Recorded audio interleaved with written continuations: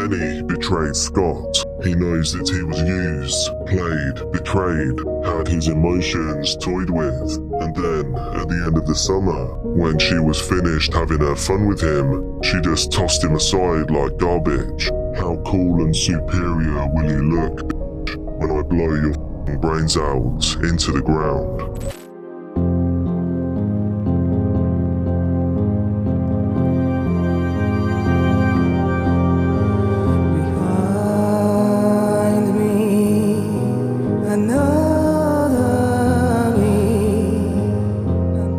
Viewer discretion is advised for this educational documentary. Welcome back to Case Documentaries. I bring you true crime, disturbing stories, and other things that you may later regret knowing. And right now, I'm bringing you new videos every Wednesday and Sunday. If you want exclusive videos that you can't see anywhere else, plus access to our private Discord server to chat with me and the others, maybe you want to see some behind the scenes updates and pictures, and of course to be thanked in every video, then please do join the Inner Circle on Patreon. The link is down below. Just a quick heads up, I've been sick for a couple of weeks now. That pandemic from a few years ago came back and got me, and I got a chest infection, sinus infection. It's been a nightmare. So if you think maybe I sound a little bit different in this video, most of it is because I am still sick, but I need to record, so here we go.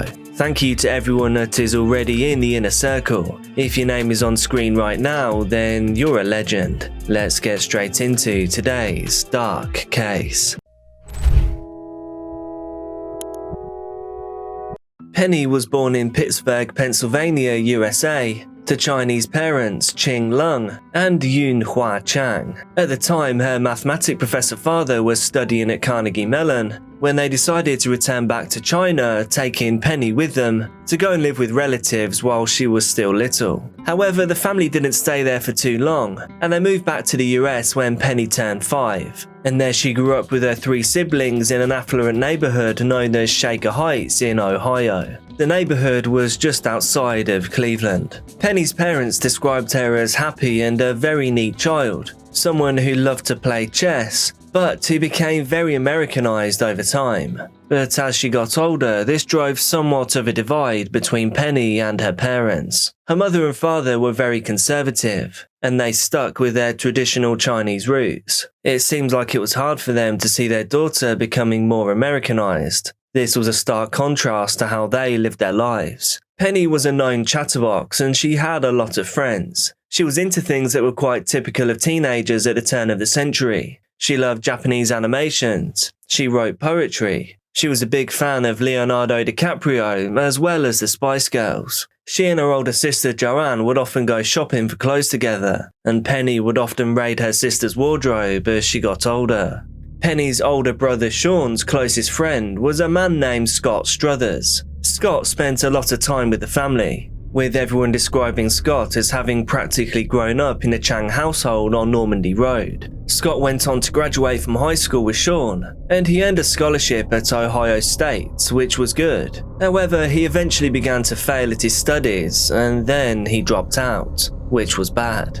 Once he returned in 1997, he went on to share a dorm room with Sean at college, and the pair spent so much time together that it meant that Penny and him would start to become closer. Penny had known him for at least a decade, and she considered him as much of a friend of her own as he was to her older brother. And in fact, all 4 siblings seemed to have the same feelings. But as is surprisingly common when moving in with a friend, Sean and Scott would eventually fall out. Living together full time, they annoyed one another, and soon neither were on speaking terms. Scott's life seemed to be taking a kind of downward trajectory. In 1998, he took a job at the Beechwood light bulb factory, where he worked alongside Penny when she was just 14 years old. The owner had been a family friend who gave her the job there, so even though her brother had distanced himself from Scott, Penny still saw him all the time. Scott would regularly walk Penny home like a brother or a gentleman, despite the round trip taking him 40 minutes out of his way. The pair would often stop off at a Wendy's along the way to eat after work, and occasionally would hang out and catch a movie before she went home. Unbeknownst to pretty much everyone else, Scott had been secretly admiring Penny from afar for quite some time, and at around the age of 14, the two began a summer romance of sorts. That is, despite the fact that Scott was 21 years old at the time. Older sister Joanne reports the relationship between the two as actually having been quite innocent, mostly flirting, some holding of hands and a little bit of kissing. But she insists that Penny never considered it to be much of anything, just an adolescent fling. However, in retrospect, obviously we can see that it was very weird, and I should imagine it was also illegal. That summer, she and Scott spent most of it together in and out of the Chang residence. They were hanging out more and more, and no one thought much of it, as he had always been a family friend. But Scott's feelings and emotions seemed to be growing out of control. Eventually, as the summer wound down, Penny spent less and less time hanging out with Scott. Their movie nights ended and she appeared a little more distant. It was around this time that Scott, who had never had a relationship with anyone else previously, asked her to make things official and to be his girlfriend, and Penny refused. Scott knew that once autumn came around and Penny went off to high school, they would start seeing each other far less, and that now his window of opportunity was narrowing. He had strong feelings for the younger sister of his former friend, but now he didn't seem to have an outlet for them. He honestly didn't seem emotionally equipped, even though he was in his 20s. Scott asked to walk Penny home one evening, to which she proposed a rain check. Instead, she reassured him that he could walk her home the following day. Only when that day came, Penny was nowhere to be seen. Instead, she quit her job prematurely and without warning, something which caught Scott off guard. This would become a catalyst for Scott, and he would soon start relentlessly calling, texting, and emailing Penny. In his journal entry surrounding the girl's departure from the light bulb factory, he shares that the two had had another conversation in which Penny told him she was busy and that she would call him sometime, but a fortnight would soon pass, during which Scott heard nothing from his crush. His journal reflects his worries at the time. He feared that once she began at OSU, he would be forgotten. He said he had been left hanging and felt abandoned. Scott's journal entries show that his obsession with Penny became all the more intense as the girl grew more distant from him. His thoughts and feelings that he scribbled down began to flip-flop between holding Penny on some sort of pedestal as a perfect object of desire and viewing her as a manipulative and negative force in his life. And these were obviously a stark contrast to the entries that described their flirtatious summer together, where Penny clearly meant the world to him. Even though Scott was being pretty harassive, Penny hadn't felt stalked because she saw herself to be in no real danger from Scott. After all, he was pretty much like part of the family, so doing anything too bad seemed kind of unrealistic. Scott, though, wasn't ready to give up. He sent a disturbing series of emails. They got more and more deranged, and he began speaking about the two of them in third person, with Scott now objectifying himself as well as Penny. Here are two deranged emails that he sent. Penny betrayed Scott. He knows that he was used, played, betrayed, violated, had his emotions toyed with. And then, at the end of the summer, when she was finished having her fun with him, she just tossed him aside like garbage. That callous, heartless bitch. Does she enjoy casually ruining Scott's life? No. Scott is beginning to think that he didn't overreact whatsoever. Still no apology or explanation. No sympathy or remorse for the massive amounts of suffering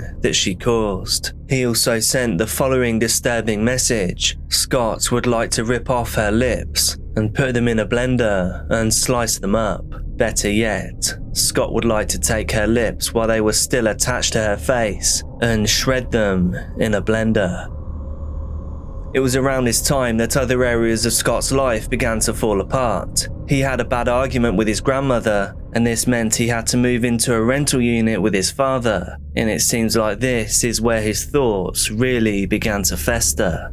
Scott harassed the family from afar. One night they received 100 phone calls from him. forcing them to disconnect the phone, and things only continued to escalate from there. The scorned man now turned to vandalism and arson. He put fiberglass resin in the gas tank of her parents' car and quite insanely tried to burn down their garage. He took out some of the house's windows with a slingshot, and he even began following Penny as she went about her day. There is no doubt Scott had become a dangerous stalker, from someone that was treated like family to someone that was behaving like a stranger.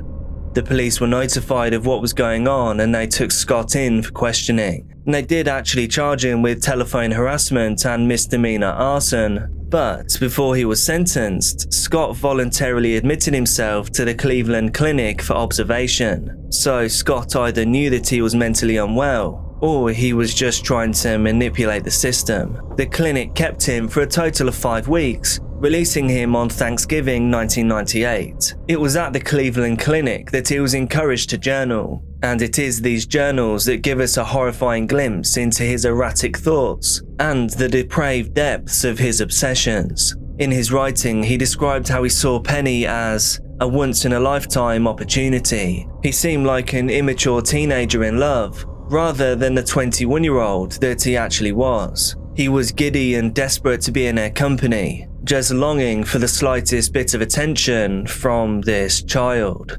In reflecting on the vandalism, he saw his destructive actions as a way to make Penny take him seriously. He also reflected that his actions were a way to remain important in her life, even if it was obviously in a very negative way. Scott Strothers felt neglected by the girl he had poured so much attention into, and who then disappeared from his life without a goodbye. His disdain for the way she treated him is divulged in the following journal excerpt. "What I did to her house was in a way trying to teach her a lesson. I couldn't stand the thought of her going through life, doing to other guys what she did with me."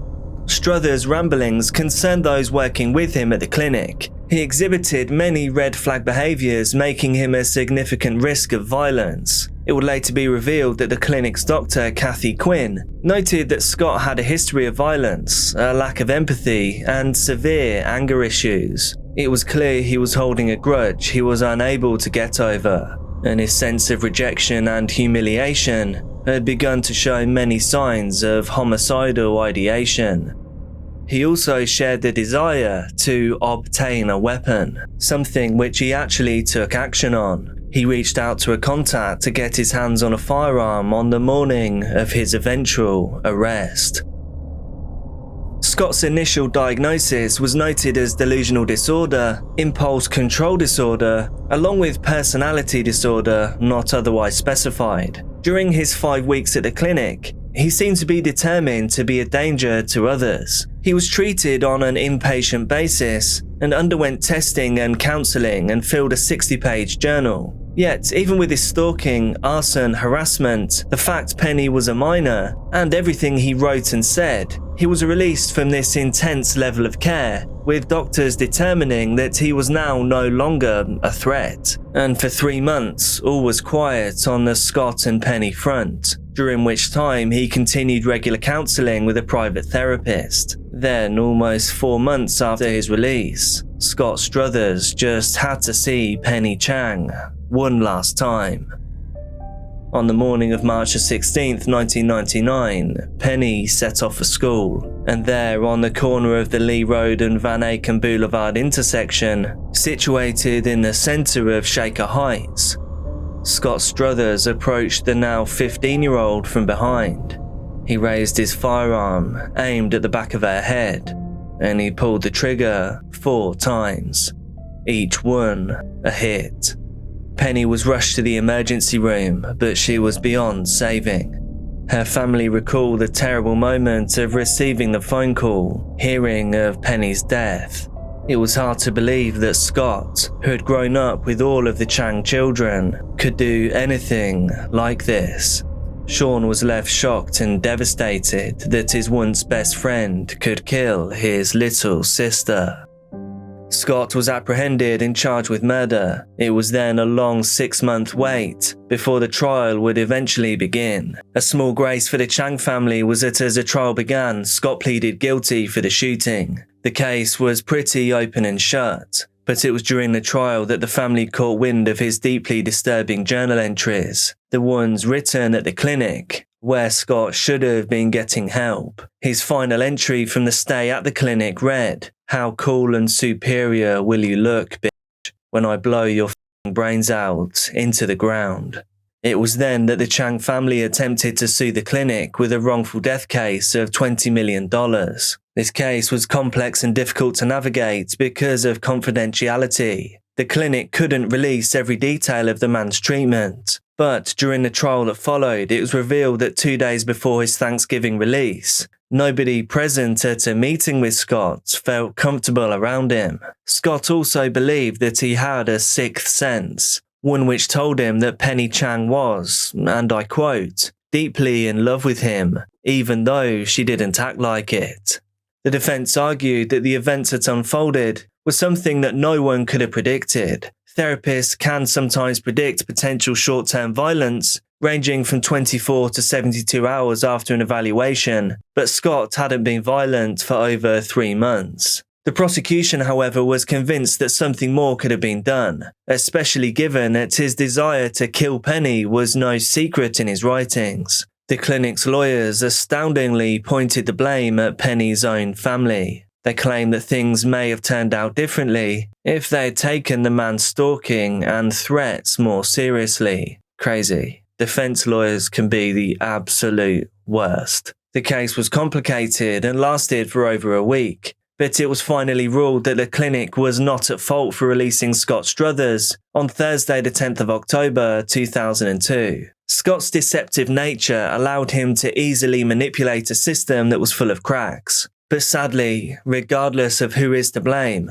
the outcome of this case cannot be changed. Scott Strothers was sentenced to 23 years to life. Please respectfully share your thoughts down in the comments, and also make sure you hit like if you appreciate what I'm doing here, and subscribe if you're not yet subscribed. Be careful out there, and I'll see you soon.